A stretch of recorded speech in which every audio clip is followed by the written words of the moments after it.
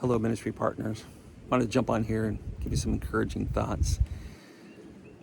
So often these days, Gina and I get asked the question by very concerned and loving people who are praying for us and express their love for us. And they'll say, "Hey, how are you and Gina doing?"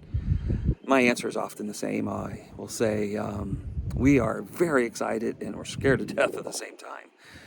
That's an interesting dichotomy. One hand, we're super excited to see what the Lord's going to do. He's provided a new ministry. He's opening the doors and calling us and pulling us and pushing us into a place that we didn't always see were coming right now.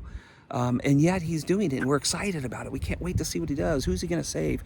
How's he going to build his church? Who's he going to use to do those things? Who's going to come alongside us and help us? So many exciting things that go it. But then at the same time, we have that unredeemed humanness about us. A place where we worry and have some anxious thoughts. I was loading our trailer this morning as we get ready to go out west, and I'm going to send the trailer out and live in that and continue to raise support and get the ministry going while Gina stays here in Florida. As I was loading that and putting some very heavy boxes, my library and other things I have to go out there, I began just thinking through that dichotomy. I'm excited, Lord, but I am nervous at times. That beautiful verse, Philippians 4:13, came to mind. Lord, I can do all things through Christ who strengthens me.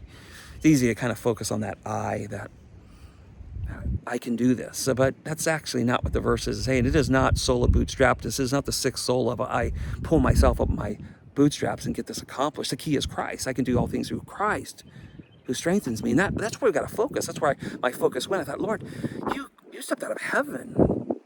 You stepped out of perfection there and you entered this world, still perfect indeed he was, but yet he stepped into this fallen world and lived a sinless life and hung on a cross and was judged in my place as though he committed my sins.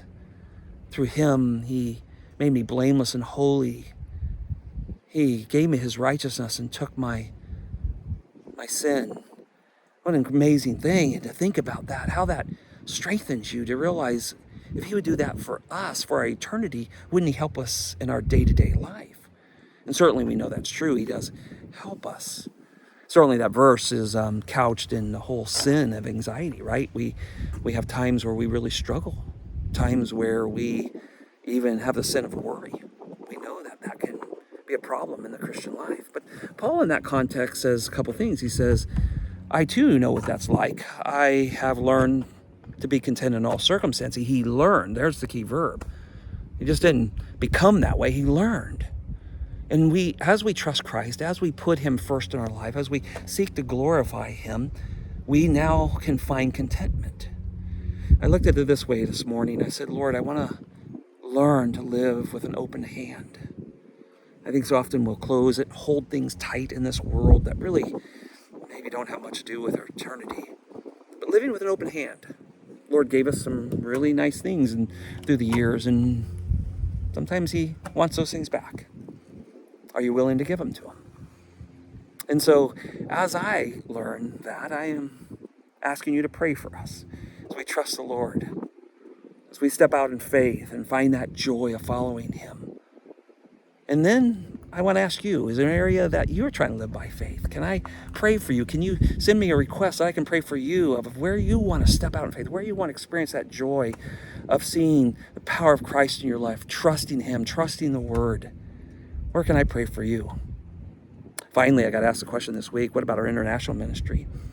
We plan to keep that. I've been in contact with all the brothers around the world that I serve with and help train national pastors. We're going to continue to do that by God's grace as he provides. We'll travel once a year and train pastors overseas and work with these dear brothers. And even this next week, I'll be flying out to Treasure Valley, out towards our field, and meeting Didier there from the Congo and introducing him to some churches and helping him with support raising as well.